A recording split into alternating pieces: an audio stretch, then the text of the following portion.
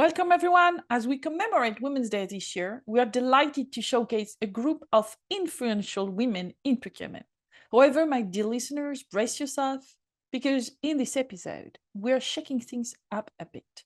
You'll be hearing from someone whose career journey may resonate with you because it's me. Yes, today I, Helene Laffitte, your beloved host, will be sharing my personal story and the valuable lessons I've learned along the way. So I'm thrilled to share my experience with all of you and I hope to inspire you to overcome your own challenges and achieve success in your respective careers. Some of my esteemed guests have shared their procurement career stories, and I want to do the same, but my own journey didn't begin in procurement, actually. So it brings me back to engineering school and how male-dominated my field was. In a classroom of 85 students, only 17 of us were women. So it's a measly 20%. And while you might think things have changed then, the sad truth is that the progress has been very slow. And even now, engineering schools in France still have just over 30%. That's very far from true gender equality, right? So as a young woman pursuing math, I was used to standing out, and not always in a good way. So some of my male peers were openly skeptical about my abilities. Even some parents questioned my choices of interest in a masculine field. But I refused to let their doubts, hold me back. So unfortunately, I soon discovered that this kind of discrimination was not unique to the classroom. And when I entered the professional world, I was met with a group of misogynistic seniors who made it clear that they didn't think women belong in engineering. But despite their authority, I was fortunate enough to receive a valuable lesson that would guide me throughout my career. So my story goes back to my internship on the construction of the Stade de France in Paris, just before the 98 Soccer World Cup. As a young civil engineer in training, I found myself in a male-dominated industry where I was constantly under scrutiny. And scrutiny from the media and the public because of the work side, but also from my peers. And that discrimination and isolation I experienced confirmed the reputation of the industry as being unwelcoming to women, to say the least, right?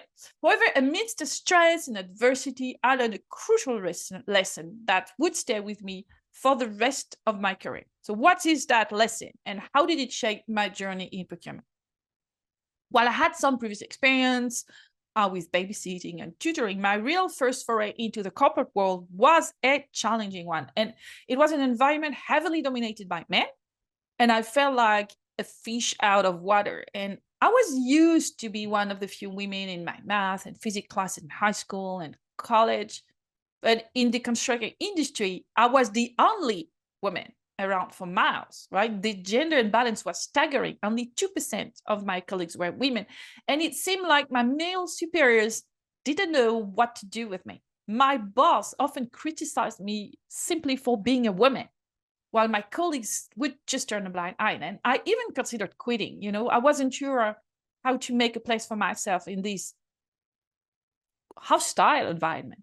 But then something remarkable happened. One of my direct reports, a man in his 40s, who had worked his way up from construction worker to team leader, offered me the most unexpected piece of advice during a lunch break. So despite our differences, he was short and he had a very thick Portuguese accent and had only a high school education, whereas I am tall, college educated, and I was young enough to be his daughter. And he looked at me and he said, just be yourself. That's way enough. And those words might seem simple, but they were a revelation to me, because that simple yet profound advice, just be yourself, turned out to be the best thing anyone could have said to me. It set me on a path of self-discovery where I learned that authenticity is key to building meaningful connections and achieving success. Over the years, I've been fortunate to have many mentors who have guided me through my professional journey, but none have had the impact of that wise Portuguese man. His words taught me that being true to yourself is enough to earn the trust, the loyalty, and the respect of those around you. It gave me the confidence to embrace my unique leadership style. And it's a lesson that I've never forgotten. So today I encourage others to do the same, to embrace their authenticity and use it as a tool for growth and connection. After all, it's our true selves that we bring to the table. And that's what makes us invaluable. So ladies, listen up. If you want to tackle a problem in your own unique way without being judged by your male colleagues, go ahead and do it unapologetically. You trust me, I've been in the corporate world for 2 decades. And the only thing that matters is getting the job done, not conforming to gender norms. So now let me share 2 pieces of career advice to you youngsters. First, patience, empathy, and kindness are not signs of weakness. They are essential qualities for developing strong leadership skills. Second, everyone has unique strengths. Embrace your own quirks and harness them to your advantage. For instance, in procurement, trust your instinct and forge emotional connection with suppliers from different backgrounds. It's all about using your own unique strengths to achieve success. So as we celebrate International Women's Day, let's acknowledge that each person has unique perspective, goals, and priorities of life, regardless of their gender. But that doesn't affect our skills or our efficiency. As a mother of 3, I've been through it all. Trust me, it's easy to navigate through the menace of gender discrimination when you are unapologetic about your life choices. So put yourself first and rise above the stereotypes, whether you're at home or at work. Well, it's time to wrap up this episode, but fear not, this Women's Day special series will continue to showcase the incredible Wonder Women in procurement. We've been blown away by the positive responses, and we can't wait to share more inspiring stories with you all. So in just a couple of days, we'll be back with another episode featuring, of course, a remarkable woman who has made waves in industry. So stay tuned and stay safe until then.